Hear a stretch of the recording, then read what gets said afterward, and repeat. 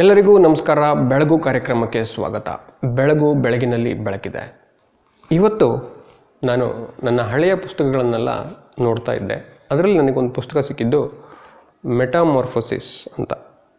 ಇದು ಫ್ರಾನ್ಸ್ ಕಾಫ್ಕಾ ಅನ್ನೋರು ಬರೆದಿರ್ತಕ್ಕಂಥದ್ದು. ಇದನ್ನು ನಾನು ಭಾಳ ಹಿಂದೆ ಓದಿದ್ದೆ. ಇದರ ಕತೆ ನನಗೆ ಸಂಪೂರ್ಣವಾಗಿ ನೆನಪಿಲ್ಲ. ಒಬ್ಬ ಸೇಲ್ಸ್ಮ್ಯಾನು ರಾತ್ರಿ ಮಲಗಿರ್ತಾನೆ. ಮರುದಿವಸ ಹೇಳ್ಬೇಕಾದ್ರೆ ಅವನೊಂದು ಕೀಟವಾಗಿ ಬದಲಾವಣೆಗೊಂಡ್ಬಿಡ್ತಾನೆ. ಅವನ ಮೇಲೆ ಅವ್ರ ಮನೆ ಡಿಪೆಂಡ್ ಆಗಿರುತ್ತೆ. ಅವನ ದುಡಿಮೆಯ ಮೇಲೆ ಅವ್ರ ಮನೆ ಸಂಪೂರ್ಣವಾಗಿ ಡಿಪೆಂಡ್ ಆಗಿರುತ್ತೆ. ಆದರೆ ಏನಾಗುತ್ತೆ ಅಂದರೆ ಮರುದಿವಸ ಇವನು ಒಂದು ಕೀಟವಾಗಿ ಬದಲಾವಣೆಗೊಂಡ್ಬಿಡ್ತಾನೆ. ಅಂದರೆ ಅವನಿಗೆ ಯಾವುದೇ ಮನುಷ್ಯ ರೀತಿಯ ಆ್ಯಕ್ಟಿವಿಟೀಸನ್ನು ಮಾಡೋದಕ್ಕೆ ಆಗಲ್ಲ. ಆಗ ಏನಾಗುತ್ತೆ ಅನ್ನುವ ಕತೆ ಇದು ಒಳಗೊಂಡಿದೆ, ಮೆಟಾಮಾರ್ಫೋಸಿಸ್ ಅಂತಕ್ಕಂಥದ್ದು. ಈಗ ನಾವು ಇದನ್ನು ಇಟ್ಕೊಂಡು ಮನುಷ್ಯ ಸಂಬಂಧಗಳು ಹೇಗೆ ಹಳಸ್ತಾ ಹೋಗುತ್ತೆ ಅನ್ನೋದನ್ನು ನೋಡೋಣ. ಇಲ್ಲಿ ಅವರು ಕೀಟವಾಗಿ ಬದಲಾವಣೆ ಆದ ನಂತರ ಅವನ ಸಂಬಂಧಗಳು ಹಳಸ್ತಾ ಬರುತ್ತೆ. ಅವನ ಪ್ರಯೋಜನ ಅವ್ರ ಮನೆಯವರಿಗೆ ಆಗೋದಿಲ್ಲ, ಅವನಿಂದ ಏನೂ ಪ್ರಯೋಜನ ಇರೋದಿಲ್ಲ. ಹಾಗಾಗಿ ಸಂಬಂಧಗಳು ಹಳಸ್ತಾ ಬರುತ್ತೆ. ಇದನ್ನು ನಾವು ಮನುಷ್ಯ ಸಂಬಂಧಗಳು ಲಾಭ ಕೇಂದ್ರಿತವಾಗಿವೆಯೇ ಅನ್ನೋದನ್ನು ನಾವು ಯೋಚನೆ ಮಾಡ್ತಾ ಬರಬೇಕು. ಎಲ್ಲ ಸಂಬಂಧಗಳು ನಮ್ಮಿಂದ ಇನ್ನೊಬ್ರಿಗೇನೋ ಲಾಭ ಇದೆ ಅನ್ನೋ ದೃಷ್ಟಿಯಿಂದ ಮಾತ್ರ ಸಂಬಂಧಗಳು ಬೆಸ್ತಿವಿರುತ್ತವೆಯೇ? ಲಾಭ ಇಲ್ಲ ಅಂದ ತಕ್ಷಣ ಅದು ಸಂಬಂಧ ಹಳಸ್ತಾ ಬರುತ್ತಾ? ಹಾಗಿದೆಯಾ?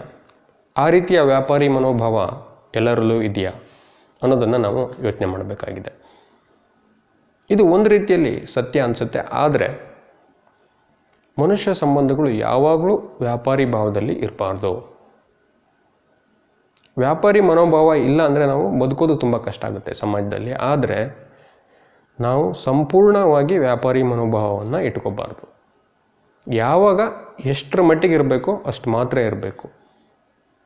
ಅದು ಇಲ್ಲ ಅಂದರೂ ಕೆಲವು ಸಲ ನಮಗೆ ಸೋಲು ಉಂಟಾಗುತ್ತೆ. ನಾವು ಬಹಳ ಮನುಷ್ಯತ್ವದ ಕಲ್ಪನೆಯಲ್ಲಿ ಇರ್ತೀವಿ, ಆದರೆ ನಾವು ಯಾರಿಂದನೋ ಮೋಸಕ್ಕೆ ಒಳಗಾಗ್ಬಿಡ್ತೇವೆ. ಅದು ತಪ್ಪಾಗುತ್ತೆ. ಒಂದು ರೀತಿಯ ವ್ಯವಹಾರ ಪ್ರಜ್ಞೆ ನಮ್ಮಲ್ಲಿ ಇರಬೇಕು ಬದುಕೋದಕ್ಕೋಸ್ಕರ. ಆದರೆ ದಿನದ 24 ಗಂಟೆಯೂ ನಾವು ವ್ಯಾಪಾರದ ಚಿಂತನೆಯಲ್ಲೇ ಇದ್ದರೆ ಅಥವಾ ವ್ಯಾಪಾರಿ ಮನೋಭಾವದಲ್ಲೇ ಇದ್ದರೆ ಮನುಷ್ಯತ್ವಕ್ಕೆ ಯಾವುದೇ ಬೆಲೆ ಇರೋದಿಲ್ಲ. ಹಾಗಾಗಿ ನಾವು ವ್ಯಾಪಾರಿ ಮನೋಭಾವವನ್ನು ಎಷ್ಟು ಬೇಕೋ ಅಷ್ಟು ಇಟ್ಕೋಬೇಕು, ಮನುಷ್ಯತ್ವದ ಭಾವವನ್ನು ಎಷ್ಟು ಹೆಚ್ಚು ಇಟ್ಕೋಬೇಕು ಅಂತ. ಮನುಷ್ಯತ್ವದ ಭಾವವನ್ನು ಇಟ್ಕೋಬೇಕು, ವ್ಯಾಪಾರಿ ಮನೋಭಾವವನ್ನು ಇಟ್ಕೋಬೇಕು. ಇಲ್ಲಿ ನಾವು ಹೆಚ್ಚಿನದಾಗಿ ಇವತ್ತಿನ ಸಮಾಜದಲ್ಲಿ ನೋಡ್ತಾ ಇರ್ತಕ್ಕಂಥದ್ದು ವ್ಯಾಪಾರಿ ಮನೋಭಾವನೆ ಜಾಸ್ತಿ ಆಗ್ತಾ ಇದೆ. ಇದು ಅಷ್ಟು ಒಳ್ಳೆಯದಲ್ಲ ಅಂತ ನನಗನ್ಸುತ್ತೆ. ನಮ್ಮ ಸಂಬಂಧಗಳು ಯಾವಾಗಲೂ ಲಾಭ ಕೇಂದ್ರಿತವಾಗಿ ಇರಬಾರ್ದು. ಅದು ಭಾಳ ಮುಖ್ಯವಾದದ್ದು ಅಂತ ನನಗನ್ಸುತ್ತೆ. ಆ ಲಾಭಕ್ಕೂ ಮಿಗಿಲಾದದ್ದೇನೋ ಒಂದಿದೆ, ಅದನ್ನು ನಾವು ಕಂಡುಕೊಳ್ಬೇಕು. ಆಗ ಮಾತ್ರ ಮನುಷ್ಯತ್ವಕ್ಕೆ ಒಂದು ಬೆಲೆ ಇದೆ ಅಂತ ಅಂದ್ಕೊಳ್ತೀನಿ. ನೀವು ಹೇಗೆ ಯೋಚನೆ ಮಾಡಿ, ಎಷ್ಟೋ ಡೀಪಾಗಿ ಯೋಚನೆ ಮಾಡಿ. ಈಗ ನಾವು ಒಬ್ಬರ ಜೊತೆ ಫ್ರೆಂಡ್ ಆಗ್ತೀವಿ ಅಂದರೆ ಅವ್ರದ್ದು ನಮ್ಮದು ಥಾಟ್ಸ್ ಒಂದೇ ರೀತಿ ಇರುತ್ತೆ, ಹಾಗಾಗಿ ಫ್ರೆಂಡ್ಸ್ ಆಗ್ತೀವಿ. ಬೇರೆ ಬೇರೆ ಇದ್ದರೆ ನಾವು ಫ್ರೆಂಡ್ಸ್ ಆಗಲ್ಲ.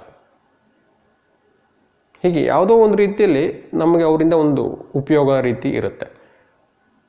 ಇಲ್ಲಾಂದರೆ ಅದು ಸಂಬಂಧ ಬೆಸುಗೆ ಆಗಲ್ಲ. ಇದು ಏನು ಅಂತ ಇದನ್ನು ಬಿಡಿಸೋದು ಭಾಳ ಕಷ್ಟವಾದ ವಿಚಾರ. ಹಾಗಾಗಿ ಆದರೆ ವ್ಯಾಪಾರಿ ಮನೋಭಾವವನ್ನು ನಾವು ಸ್ವಲ್ಪ ಬಿಡಬೇಕು ಅಂತ ನಾನು ಅಂದ್ಕೊಳ್ತೀನಿ.